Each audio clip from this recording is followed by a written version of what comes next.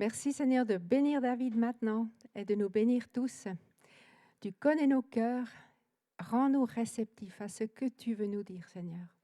Et bénis ce culte Seigneur que nous prenons de ta part.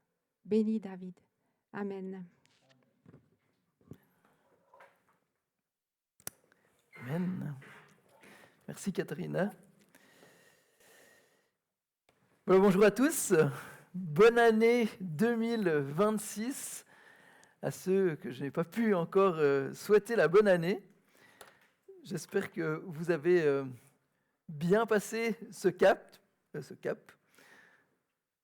Aujourd'hui, on commence une nouvelle série sur 1 Corinthiens. Et le titre du message ce matin, c'est « Comment faire mieux en 2026 ?» Alors, je ne sais pas si vous faites le bilan de 2025 et si pour 2026, vous avez des objectifs ou des espérances. Je ne sais pas comment vous avez passé aussi ce cap du 31. Personnellement, on était avec des amis à la maison, on a passé une bonne soirée. Et à un moment donné, on voulait faire aller des lanternes, là, vous savez, on met une petite bougie, là, et puis c'est ces lanternes qui s'envolent, là. Alors on a fait celui de 2025, où l'idée c'était de chacun exprime une reconnaissance, puis qu'on fasse monter la lanterne. Alors il y avait un peu de vent, alors c'était déjà assez laborieux pour faire décoller la lanterne. Et ensuite elle est partie en direction de la grange de notre voisin. Donc il a fallu y avoir un autre incendie à Surpierre, mais heureusement c'était évité de peu. Et puis en 2026, alors on a la lanterne, en 2026, on était ailleurs pour éviter la grange. Et puis là, on a essayé de la faire décoller, mais elle s'est crachée dans le champ. C'était assez lamentable de voir. Donc voilà, on s'est dit, bon, on n'espère pas que ça présage une année qui ne décolle pas. Mais voilà, on n'est pas superstitieux. Mais voilà, j'espère que ça a été plus réussi. Non, on a passé une bonne soirée, donc c'était très réussi. Mais c'est vrai que le coup de la lanterne, c'était un peu, plouf dans l'eau. On passe ce cap, justement, c'est souvent l'occasion de réfléchir à cette année qui s'ouvre. Et c'est vrai que cette année a commencé malheureusement avec ce drame qui s'est passé à Crans-Montana. Et puis, voilà, on va aussi... merci de proposer aussi un temps de prière. Je pense que c'est important de pouvoir prier pour les gens. Mais c'est vrai qu'au final, on regarde nos vies. Et aussi, que nous réserve cette année. Souvent, quand on réfléchit au futur, on a envie d'être meilleur, on aspire à plus. On se dit comment est-ce qu'on peut mieux faire cette année, peut-être que l'année précédente. Je ne sais pas s'il y a des choses dans vos vies où vous dites, là, j'ai envie d'être meilleur cette année. Mais c'est une question qu'on peut se poser pour nos propres vies, mais c'est aussi une question qu'on peut se poser pour l'Église. Je ne sais pas quelles sont vos aspirations pour 2026 par rapport à l'Église. Je vous invite juste à réfléchir quels seraient les éléments qui vous viendraient en tête pour faire mieux cette année que l'année précédente. Quels seraient les éléments pour faire mieux cette année que l'année précédente? Je ne sais pas si vous avez des choses qui vous viennent en tête. Mais c'est une question qu'on peut se poser. Mais quelque part, c'est un peu la question à laquelle Paul devait répondre par rapport à l'église de Corinthe. Comment faire mieux? Comme je dis, on va commencer cette série sur 1 Corinthiens. Et j'aime bien cet épître parce que quelque part, cette église, elle ressemble souvent à nos églises ici en Occident. Il y a des conflits, des divisions. Bon, pas dans notre église, mais dans les autres. Non, mais on est tous concernés par les problèmes, au final, qu'avaient les Corinthiens. Et je trouve que c'est ça qui est fantastique, c'est que, au final, la parole nous rejoint dans les choses que l'on vit. Mais un petit peu pour vous donner le contexte de cet épître, la ville de Corinthe, c'était une colonie romaine. En fait, c'était une ville grecque qui avait été détruite et qui avait été reconstruite par les Romains et qui était devenue une colonie romaine avec beaucoup de personnes qui venaient de tout l'Empire romain. C'était un lieu de commerce, c'était une ville qui était riche et prospère parce qu'elle avait 2 ports. En fait, elle avait les commerçants pouvaient accoster sur les 2 ports et en fait pouvaient traverser l'isthme de Corinthe à travers une voie qui permettait comme ça aux bateaux d'éviter de faire le crochet et de faire un détour. Donc ils pouvaient décharger les bateaux sur un port, traverser par cette voie sur l'autre port et pouvoir continuer la route. Donc c'était une ville où il y avait un grand commerce. C'était une ville riche, prospère. Il y avait aussi beaucoup de dynamisme dans cette ville. Il y avait ce qu'on appelle les Jeux isthmiques, qui était le 2e jeu plus important après les Jeux olympiques. Donc, il y a beaucoup d'effervescence. Tous les 2 ans, il y avait ces Jeux. Donc, c'était un endroit où ça bougeait. Et dans cet endroit, Paul avait fondé, environ vers 50 à 52 après Jésus-Christ, lors de son 2e voyage missionnaire, avait fondé cette église de Corinthe. Dieu avait dit à Paul, j'ai un peuple nombreux dans cette ville, et il y a une église prospère qui s'est développée dans cette ville. C'est un endroit stratégique d'être là, où il y avait tout ce lieu de commerce. Mais c'est vrai que Corinthe était aussi connu pour sa débauche. Il y avait de nombreux temples, de nombreux dieux. Il y avait beaucoup aussi, c'était un lieu de commerce, passage, beaucoup de prostitution. Donc c'était un lieu qui ressemble un peu au final à notre société actuelle. Et ça posait un sérieux défi pour les églises, pour l'église de Corinthe, c'est qu'au final, elle était dans cet environnement-là. Et il faut savoir que ce n'était pas évident d'être chrétien dans cet environnement, comme ce n'est pas toujours évident pour nous d'être chrétien dans l'environnement dans lequel on se trouve.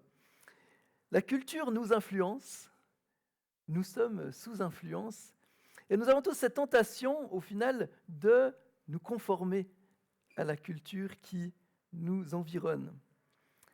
Et c'est un petit peu ce qui s'est passé pour l'église de Corinthe. C'est que,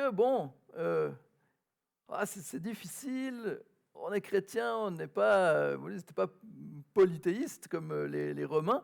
Ils ne suivaient pas les lois de Moïse comme les Juifs.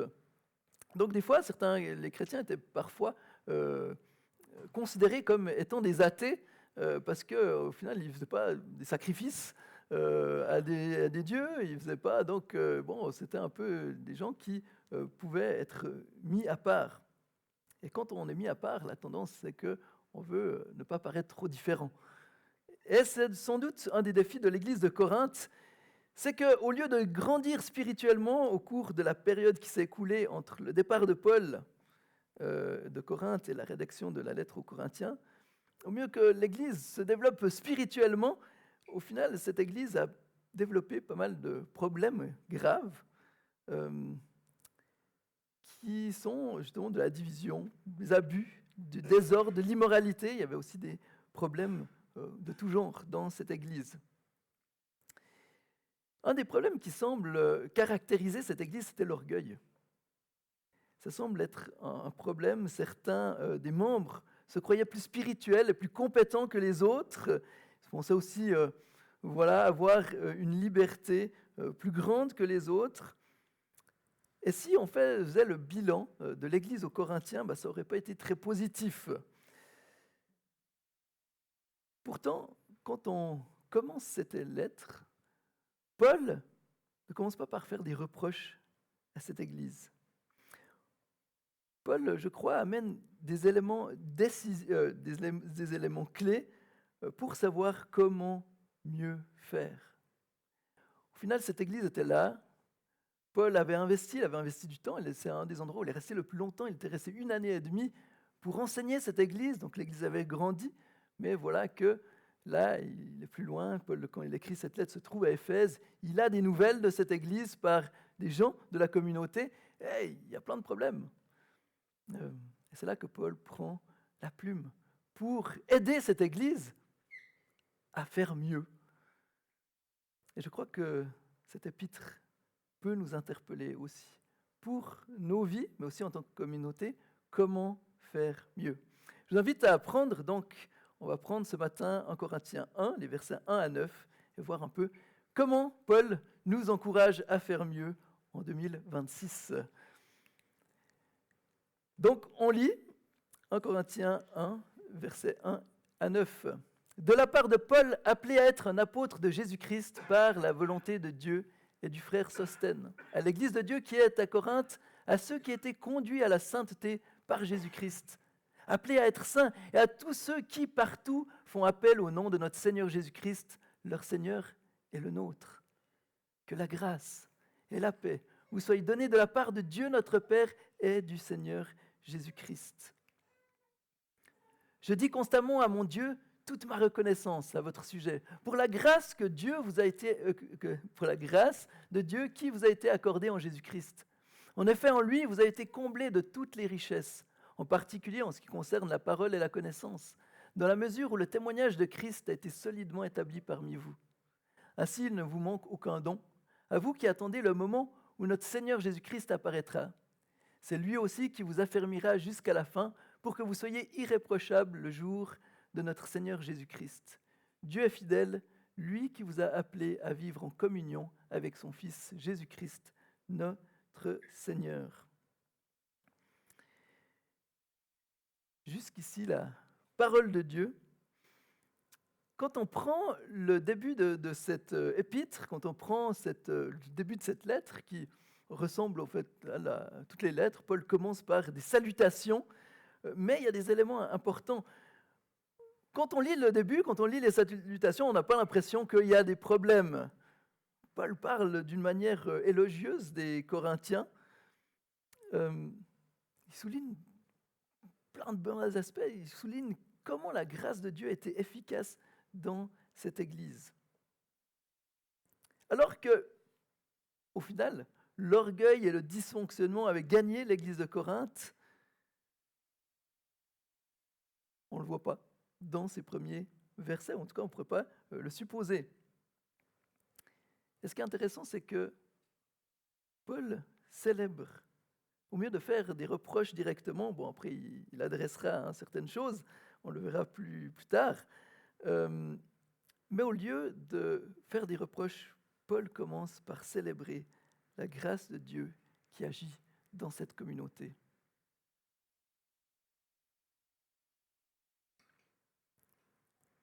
Paul, dans ce début de lettre, je crois, rappelle une vérité importante qui, en fait, va être la base dans laquelle vont s'ancrer les réponses qu'il va développer dans la suite de sa lettre. Et quelque part, pour répondre à cette question, comment faire mieux, Paul rappelle aux Corinthiens que face à notre orgueil, nos conflits et nos problèmes, il y a une solution. Et cette solution, c'est que Jésus soit au centre. Je ne sais pas si vous avez remarqué, mais dans ces 9 versets, il y a 8 à 9 fois référence de Jésus-Christ ou de Christ. Jésus est le plus important. Jésus est le plus important. Jésus est le plus important pour nous en 2026, comme Jésus était le plus important pour les Corinthiens. Dans l'Église, comme dans ta vie, c'est que Jésus soit le centre. C'est ça le plus important. Et j'espère que c'est ça, quelque part, qui devrait faire vibrer vos cœurs pour cette année 2026. C'est que Jésus soit au centre de votre vie. Et pour notre Église, qu'est-ce qui devrait nous faire vibrer le plus? C'est que Jésus soit au centre de notre Église. Parce que quelque part, face au bilan catastrophique des Corinthiens, Paul rappelle aux Corinthiens ce qu'ils avaient oublié. Pris dans cette effervescence de cette ville, cette Église avait oublié que Jésus devait être le centre. Et je crois que c'est la même chose dans nos vies. Personnellement, à chaque fois si je suis honnête et que je regarde, combien de fois des choses me décentrent de Christ? Combien de fois je me dis, maintenant je vais prendre des bonnes résolutions et je vais prendre plus de temps dans la présence de mon Sauveur? Et combien d'autres choses arrivent à se faufiler, à se mettre entre moi et mon Seigneur. Et quelque part, c'est la question qu'on peut se poser, qu'est-ce qui se met entre nous et notre Seigneur? Comment est-ce qu'on peut vivre cette centralité de Jésus-Christ dans nos vies? Parce que c'est au final ce dont on a besoin pour nos vies, mais c'est ce qu'on a besoin pour toute notre vie chrétienne. Jésus doit être le centre de nos vies. Il doit être le centre de nos églises. Et c'est pour ça que Paul rappelle cette importance, la centralité de Christ comme remède pour mieux faire. Et Paul, dans cette introduction, va aussi souligner 4 vérités importantes qui devraient justement nous centrer sur Christ. Premièrement, Paul, je crois, nous rappelle que Jésus a appelé et établi des témoins pour nous enseigner. Deuxièmement, je crois que dans ce passage, on peut voir que Jésus nous a déjà rendus saints et appelés à l'être. Troisièmement, Paul souligne aussi que Jésus, par sa grâce, nous comble tous les biens dont nous avons besoin. Et quatrièmement, Paul nous rappelle dans cette introduction que Jésus est fidèle et que c'est lui qui assure notre transformation. Je crois que chacun de ces points nous amène à réaliser l'importance d'être centré sur Jésus. Mais je vous invite à voir un petit peu plus en détail chacun de ces points. Donc, premier point, Jésus a appelé et établi des témoins pour nous enseigner. Paul commence à dire en 1 Corinthiens 1, les versets 1 à 3, on va reprendre le premier verset déjà, de la part de Paul, appelé à être un apôtre de Jésus-Christ par la volonté de Dieu et du frère Sosthène. Paul prend la plume pour écrire aux Corinthiens et il rappelle qu'il a été appelé à être apôtre. Paul avait joué un rôle important dans cette église de Corinthe et Paul, quelque part, peut faire appel à son autorité apostolique parce que Dieu l'a établi en tant qu'apôtre. Donc, ce que Paul dit, ça a de l'importance pour cette communauté.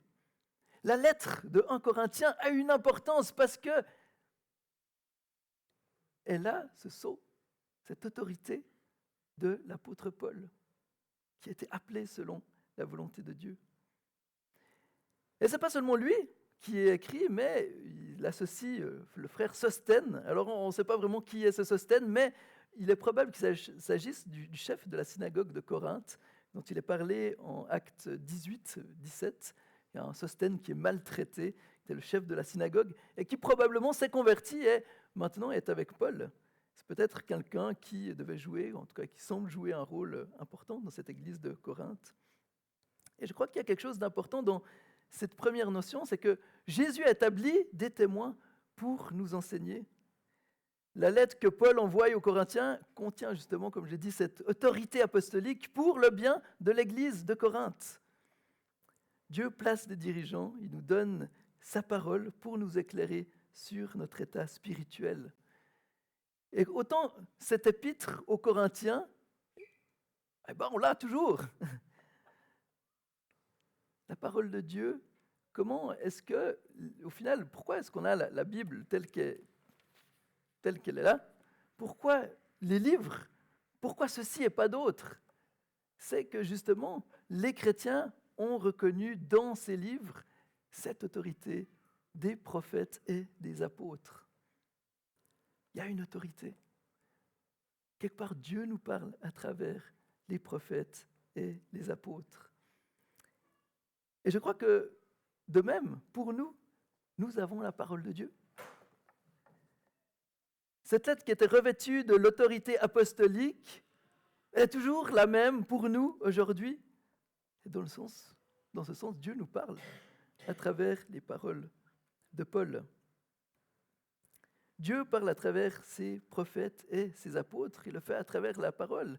La Bible est cette parole revêtue d'autorité. Elle est là pour nous enseigner, elle est là pour nous guider, elle est là pour nous reprendre, pour nous ouvrir les yeux sur notre état spirituel et pour nous amener à Christ. Parce que Jésus est le centre du message biblique.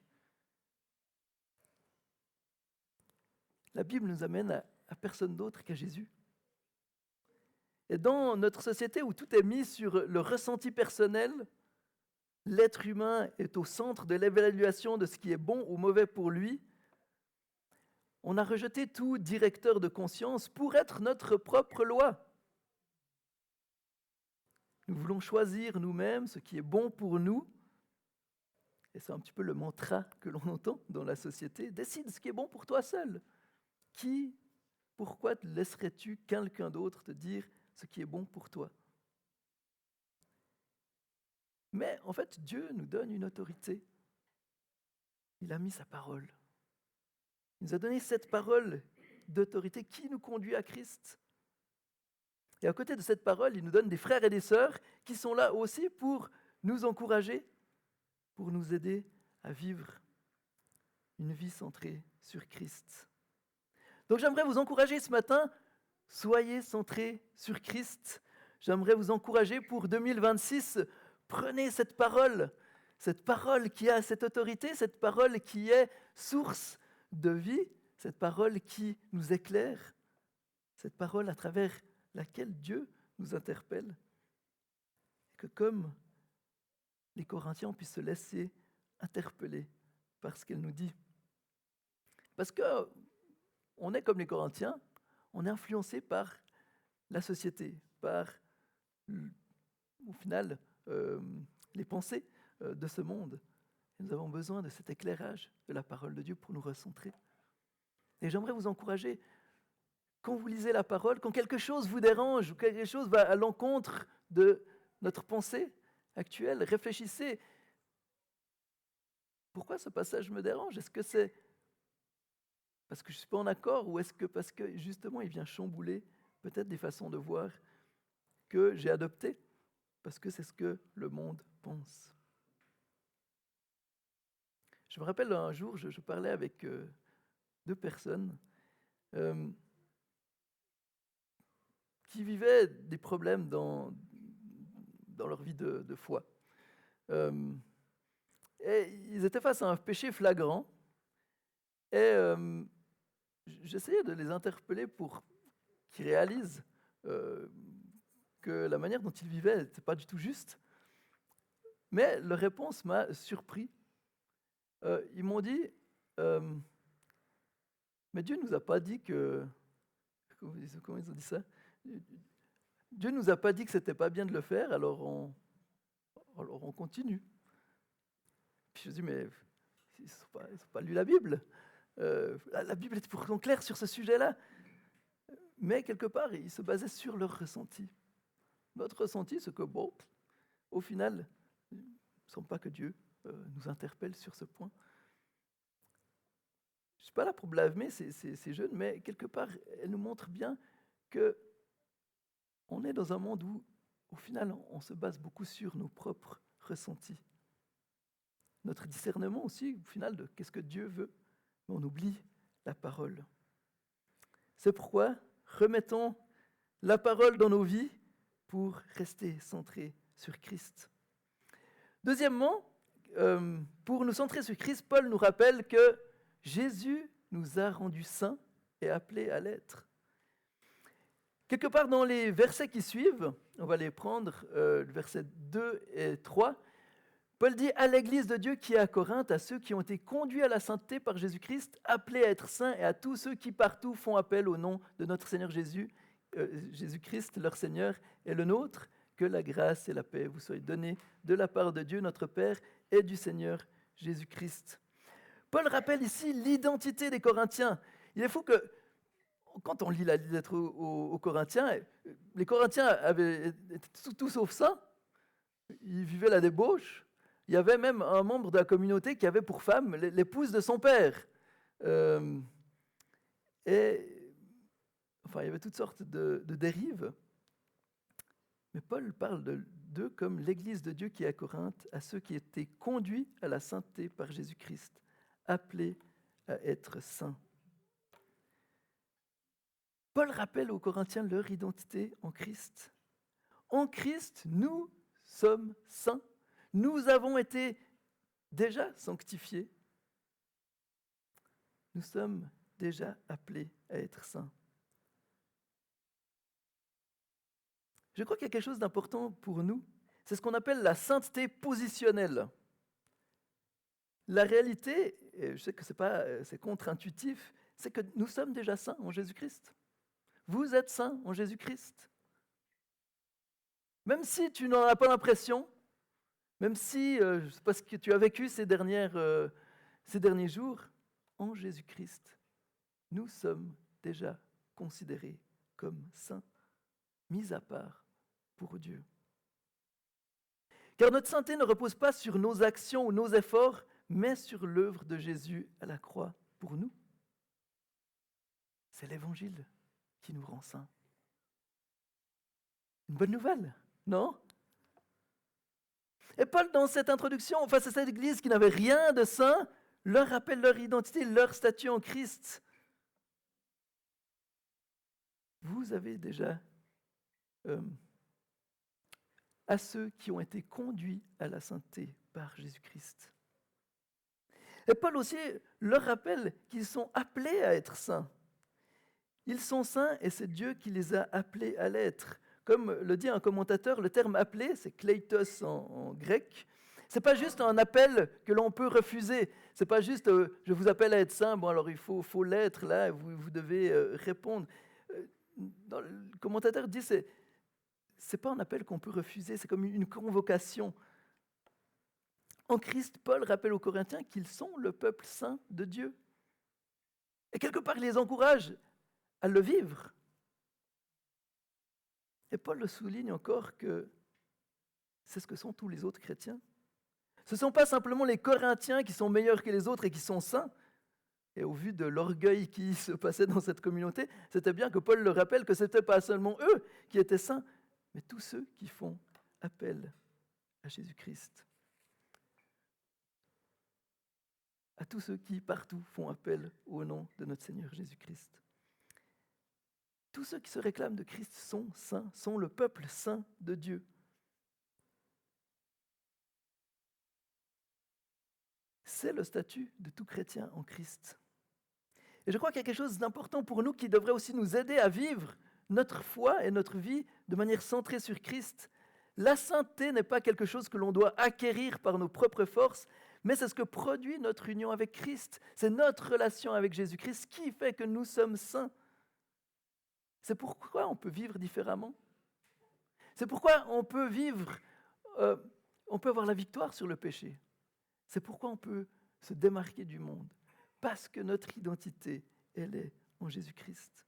Et je ne sais pas si vous voyez comment ça renverse le raisonnement. Je ne dois pas faire ces choses pour devenir saint aux yeux de Dieu ou pour devenir acceptable ou mis à part pour Dieu. Mais c'est parce que Jésus m'a rendu saint, c'est parce que justement il a fait de moi un membre de son peuple que j'ai envie de vivre différemment. C'est une dynamique inverse. Je ne suis pas là pour gagner la sainteté, mais on vit différemment parce que nous sommes saints et c'est l'encouragement que Paul donne aux Corinthiens. Si nous voulons vaincre le péché dans nos vies, c'est en Jésus. C'est dans notre union avec Christ qu'on peut vaincre le péché. En Christ, vous êtes déjà saints, alors vivez comme tel. C'est quelque part l'encouragement que Paul donne aux Corinthiens. C'est comme si vous étiez riche et que vous continueriez à vivre comme un pauvre.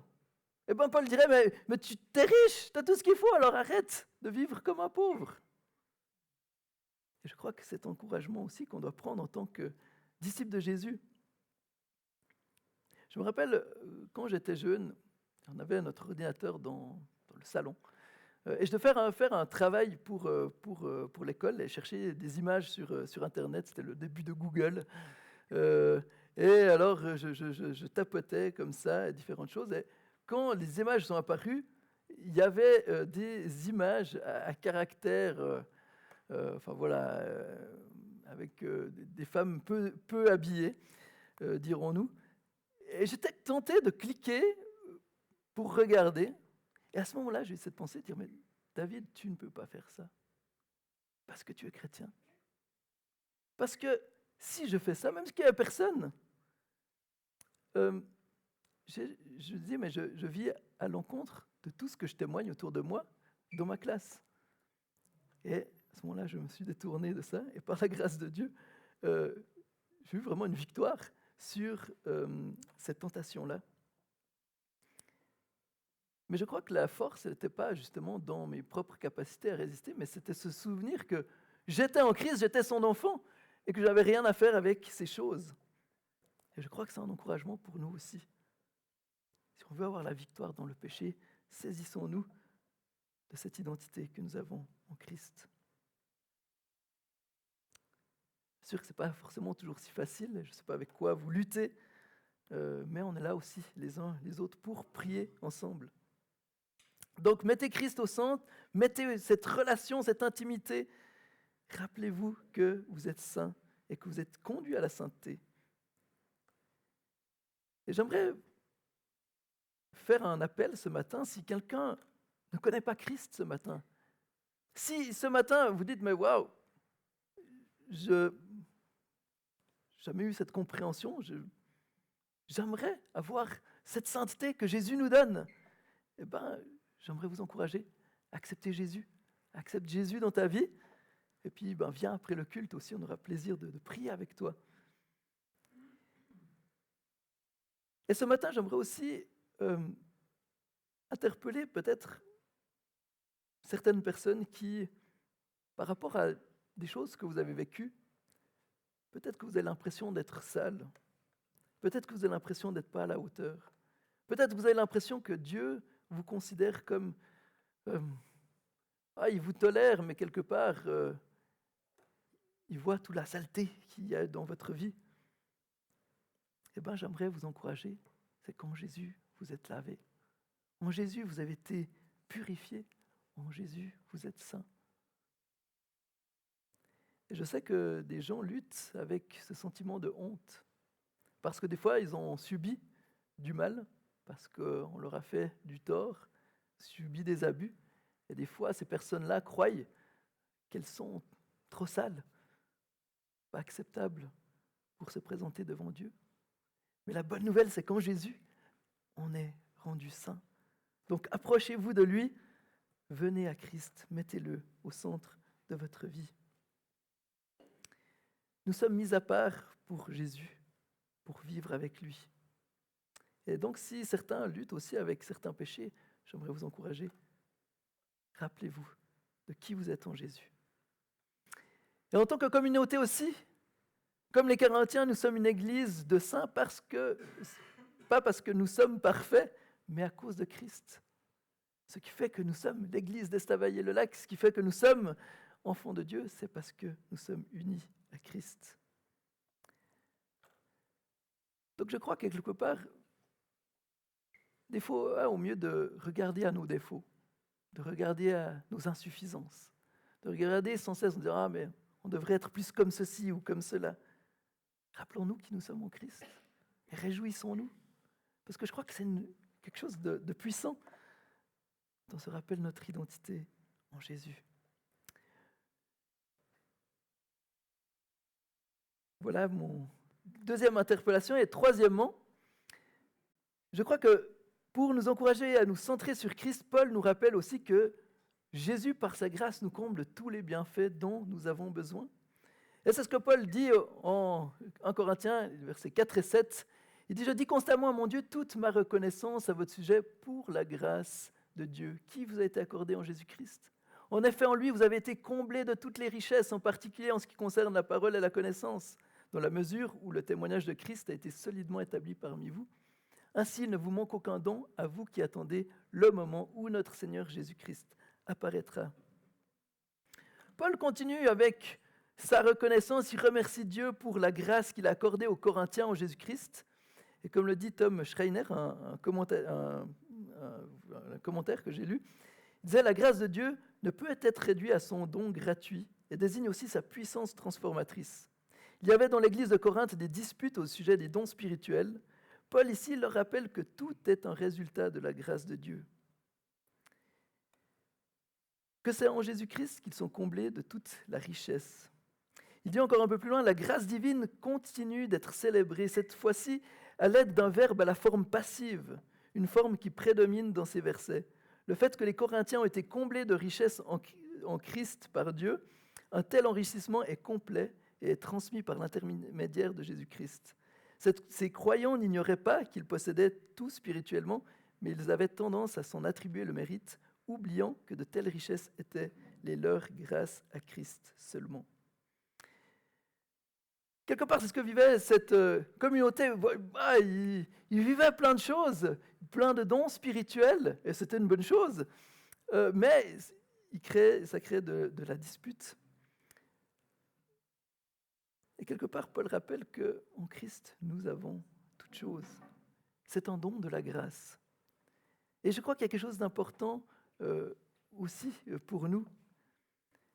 Peut-être vous êtes rendu compte, ça fait 12 ans que je suis ici, mais la grâce, c'est un sujet qui me passionne. C'est tellement beau, la grâce de Dieu.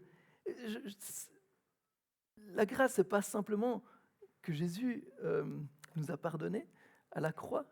Oui, ça fait partie de la grâce, mais c'est aussi que justement Jésus nous transforme. La grâce, c'est aussi qu'il nous donne tout en lui, qu'il produit en nous le fruit de l'esprit. Et malheureusement, je crois qu'on ne comprend pas bien la grâce. Souvent, comme le dit Schreiner, on croit que la grâce se réduit au don gratuit de Christ. Mais qu'une fois que Jésus nous a sauvés, après, c'est à nous de nous mettre en action. Alors oui, on se met en action, mais le fait qu'on se mette en action, c'est l'effet de cette grâce transformatrice. Tout nous vient de la grâce de Dieu. Si tu as des dons, si tu aimes le Seigneur, si tu l'aimes de tout ton cœur, tout est l'œuvre de la grâce de Dieu. Et nous possédons cette grâce. Alors, j'aimerais vous encourager pour 2026, laissez-vous combler par tous les bienfaits de Dieu. Laissez-vous combler de cette grâce, laissez-vous combler de ces dons que Dieu nous donne.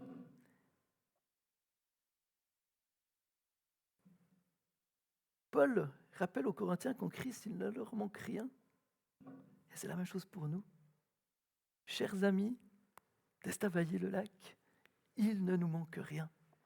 Nous avons tout pleinement en Jésus-Christ. Nous possédons par la grâce de Dieu tous les dons que nous donne son esprit. Mais comme dira Paul, les dons ne sont pas pour notre propre expérience égoïste, mais pour l'édification. À nouveau, les dons spirituels sont là pour nous centrer sur Christ, pour que nous grandissions en Christ. Donc si tu veux vivre plus les dons spirituels, centre-toi sur Christ. Cherche à faire ce que lui veut faire.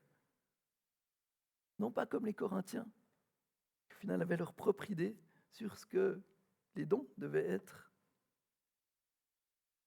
Et j'aimerais vous encourager à mettre en pratique les dons que Dieu vous donne. C'est facile souvent de regarder les autres et dire « Oh, bah tiens, ils devraient être plus comme ceci ou comme cela. » Regardons à ce que Dieu nous a donné et mettons en pratique ces dons, parce qu'ils sont nombreux. Et dans notre communauté, nous avons de nombreux dons.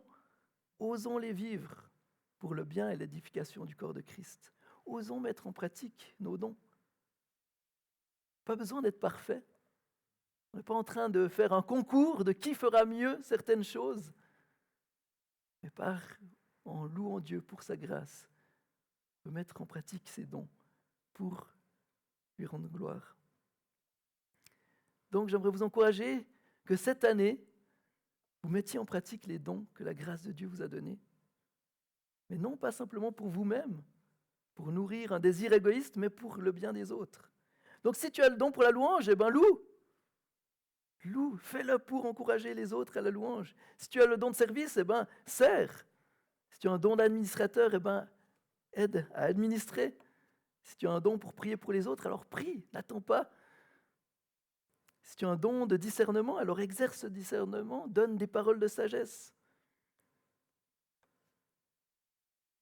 Et on pourrait faire une liste longue, mais mettons en pratique ces dons et encourageons-nous à vivre ces dons. Parce qu'au final, ils sont là justement pour nous centrer sur Jésus. Que les dons donc ne nous divisent pas, mais au contraire nous centrent sur Christ. Quatrièmement, je crois que pour être centré sur Christ, Paul nous rappelle que Jésus est fidèle et assure notre transformation.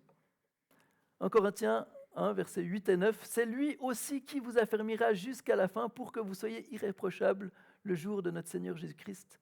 Dieu est fidèle, lui qui vous a appelé à vivre en communion avec son Fils Jésus-Christ, notre Seigneur. » Oh, l'église de Corinthe est loin d'être parfaite. Hein? Pourtant, Paul dit, c'est lui aussi qui vous affermira jusqu'à la fin pour que vous soyez irréprochables le jour de notre Seigneur Jésus-Christ. Paul savait qu'il ne pouvait compter pas sur ses propres forces, pas sur la bonne volonté des Corinthiens, mais sur une chose, c'est l'œuvre transformatrice de Christ. Cette œuvre qui commence en chacun de nous et que Dieu amène à son terme. C'est une bonne nouvelle. Dieu ne nous laisse pas simplement à la merci des éléments, mais Dieu œuvre dans nos vies. L'église de Corinthe ne va pas bien, et Paul le sait, mais Jésus œuvre en elle et rendra cette église irréprochable. Paul va ensuite exhorter les Corinthiens sur bien des choses, sur bien des domaines, mais il pose ce fondement que notre transformation ne repose que sur l'action de Dieu dans nos vies. C'est dans notre vie en communion avec Christ que nous sommes changés. C'est dans cette communion que nous sommes transformés. Paul le sait et il le rappelle aux Corinthiens. Les Corinthiens, quelque part à l'image de la culture dans laquelle ils baignaient, avaient besoin de se rappeler de ces vérités importantes parce que quand on voit le sport, au final, on compte sur soi-même. Et quelque part, à l'image de la culture dans laquelle les Corinthiens baignaient, ils avaient oublié cette vérité, que c'est Jésus qui nous transforme. C'est Jésus qui agit en nous. C'est lui qui amènera toute chose à son terme. Et je crois que c'est une bonne nouvelle aussi pour 2026, c'est ce que j'aimerais vous laisser ce matin aussi, c'est que pour cette année, ne cherchez pas dans vos propres efforts la transformation peut-être à laquelle vous aspirez, ou peut-être que vous aspirez pour l'Église, mais comptez sur cette présence, cette communion avec Christ, la présence de Christ qui nous transforme réellement. Donc, comme nous l'encourage Paul, soyons centrés sur Jésus. Il est le pain de vie, il est notre joie, il est notre transformation. Donc cherchons en lui tout ce dont nous avons besoin pour cette nouvelle année. Pour conclure, comment faire mieux cette année ? La réponse. Je m'attends à que vous me donniez la réponse. Si vous ne me donnez pas juste, je recommence. Merci. Centrons-nous sur Jésus. Autant personnellement qu'en tant qu'Église, centrons-nous sur Christ. Et rappelons-nous que Jésus a appelé, établi des témoins pour nous enseigner. Nous avons la parole qui est là. Jésus nous a rendus saints et appelés à l'être. Jésus, par sa grâce, nous comble tous les bienfaits dont nous avons besoin. Et Jésus est fidèle et assure notre transformation. Est-ce que ce n'est pas une bonne nouvelle pour commencer cette année ? Que le Seigneur vous bénisse. Je vais encore prier. Seigneur, merci parce que tu es là. Et Seigneur, ce qui fait la différence dans nos vies, c'est ta présence. Seigneur, donne-nous de le réaliser chaque jour. Encore et encore et encore et encore. Tu es celui qui nous a sauvés. Tu es celui qui nous sauve. Et tu es celui qui nous transforme. Seigneur, donne-nous de nous appuyer sur toi. Seigneur, sur cette grâce qui ne nous laisse pas inactifs, mais au contraire, cette grâce qui nous met en mouvement. Seigneur, je crois que plus on s'approche de toi, plus on te met en centre, plus on sera témoin dans ce monde, dans nos vies. Et Seigneur, on a besoin de toi. Merci parce que tu ne me laisses pas seul, mais parce que tu es là par ton esprit. Seigneur, tu nous remplis de cet esprit de grâce, cet esprit de vie, cet esprit qui agit en nous. Merci parce que tu nous as rendus saints en toi. Et Seigneur, je te prie pour chacun d'entre nous ce matin que tu nous aides à entamer cette nouvelle année en te mettant au centre, au cœur de nos vies, en nous appuyant sur toi, en cherchant en toi tout ce dont on a besoin. Seigneur, dans les bons moments comme dans les moments plus difficiles, nous rappeler que tu es là. Tu es celui qui nous façonne, tu es le potier et nous sommes l'argile. Et Seigneur, donne-nous de nous laisser entre tes mains, nous laisser façonner pour ta gloire. Seigneur, je te prie de bénir chacun pour cette nouvelle année. Bénis chaque famille aussi, ici représentée, et aussi chacun de nos frères et sœurs qui ne sont pas là ce matin. Mais Seigneur, donne-nous de vivre pour toi. Amen. Merci.